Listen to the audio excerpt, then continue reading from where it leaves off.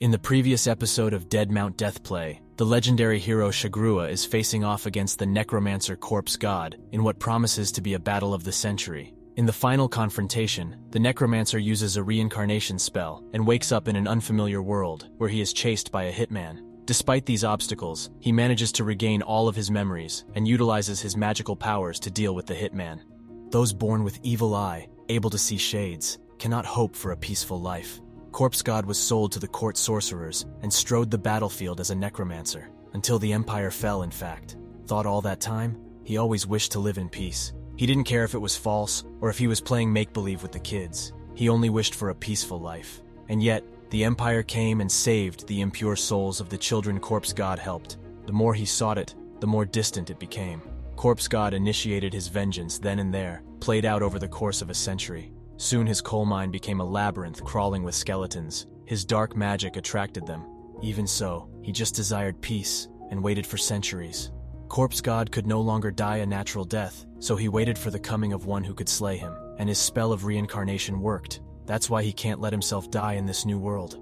Still perplexed by the fact that Misaki died from just one stab wound, he tries to make sense of the situation. Unbeknownst to him, the use of magic is not common in this modern world. He realizes that Misaki's death would be a problem, as it would make it difficult for him to gather information about this world, and he would struggle to prove that he killed her in self-defense. This would make it impossible for him to live peacefully while on the run from the city's authorities. He feels embarrassed as he remembers how he wanted to continue battling with a corpse.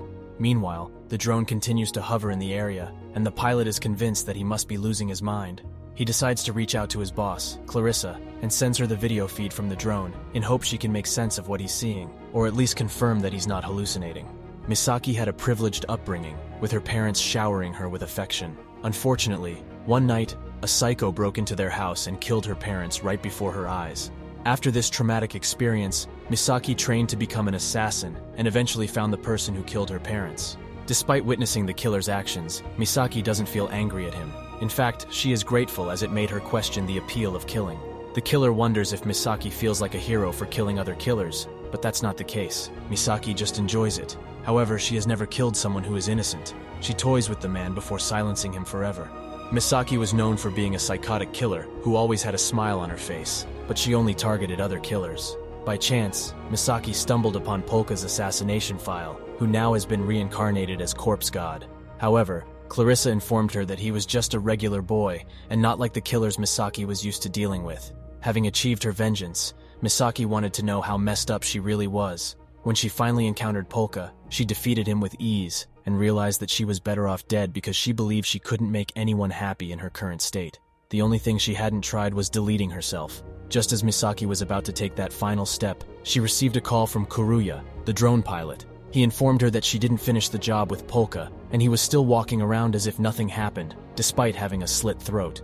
Misaki wakes up, thinking that all of this was her life flashing before her eyes, only to find Polka in front of her, glad that she is finally awake. Misaki's stomach wound is healed, and Polka reveals that she isn't technically alive, but rather reborn through magic. Clarissa and her assassins suddenly appear, surrounding Misaki and Polka. Clarissa grabs Misaki and checks her pulse, confirming that she's cold and lifeless. She is 100% dead. Polka doesn't know how to word it, but the right term would be, she's a zombie. Kuruya introduces himself. He's in the business of an info broker, using the net and his drones. He also helps hitmen hide bodies. He lived a discreet life and would want to keep it that way. He wonders how he ended up in this mess. 40 minutes prior to Misaki waking up, Clarissa approaches Polka along with her squad of assassins. She is bewildered by everything she sees, including the levitating drone. Polka assures her that he wants to fix Misaki and proceeds to cover her wound with magic in an instant. Clarissa wonders to Kuruya whether it's his doing with some special effects, but he assures her if he could do that, he would be in a different line of work. Clarissa reminds Polka that they came to avenge Misaki and finish the job. At least that was the plan. Polka then explains that Misaki's brain and soul are intact, and he only had to mend her body. However, she is not technically alive, so someone needs to cast resurrection magic. Everyone is confused, and Polka wonders if this world even has magic or spirit users. Unfortunately, they do not. Polka then thinks of a solution, and suggests they interpret everything he did as a hallucination, activating his combat spells and saying that if they refuse, he will have to deal with them. Everyone suddenly is on edge, and and Polka confesses that he doesn't have a clear grasp of how fragile and easily are humans killed in a world without magic. All the while, Polka remains calm, which unsettles Karuya. He wonders if Polka is just that confident in such a tense situation. However, in his mind, he questions whether he even has enough mana to fight or flee. As they hear the sound of sirens outside, Karuya sends video footage from the drone, revealing that a nearby children's nursery home is on fire. With his magic eye, Polka witnesses the burning building, but is promptly dealt with. Puzzled by the significance of the nursery home, Polka inquires, and Clarissa explains that it is a safe haven for Yakuza orphans and children whose mothers work in the nightlife industry. Recalling the children from his past life, Polka feels a sense of obligation to help them, and implores Clarissa to take him there immediately. He reveals that he has been burned multiple times before, and no child should have to endure such agony. Clarissa orders Karuya to guide Polka to the location, and he uses his drones to lead the way. Without a moment to lose, Polka jumps off the roof and employs his magic to propel himself forward. Similar to Spider-Man, he summons his skeleton arms to fly around the buildings, eventually reaching the nursery home.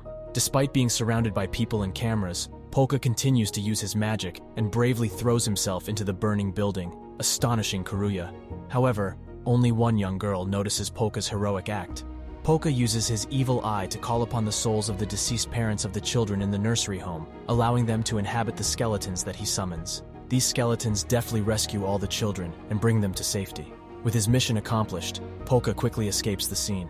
Though everyone survived unscathed, rumors about the strange happenings spread like wildfire across the internet. Karuya finds himself questioning Polka's values, as he appears to treat Misaki's life as expendable one moment, and then shows great compassion towards the children in the next. It's all very confusing to him. He just seems different from them somehow.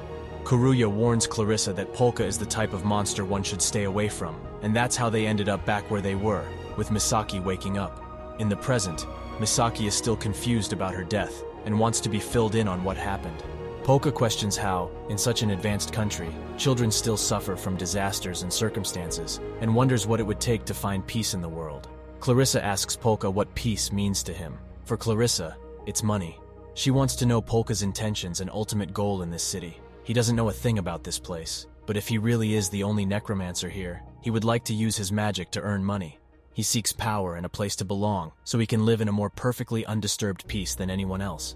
Clarissa offers him the opportunity to join her team to achieve his goal. She is sure that he is not the same person as Polka. There is someone else on the inside.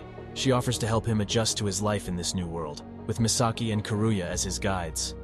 Will Polka create utopia in this new world and finally his long-desired peace? Or will he suffer the same fate as in his previous world? Thank you for watching. Subscribe for more videos like this.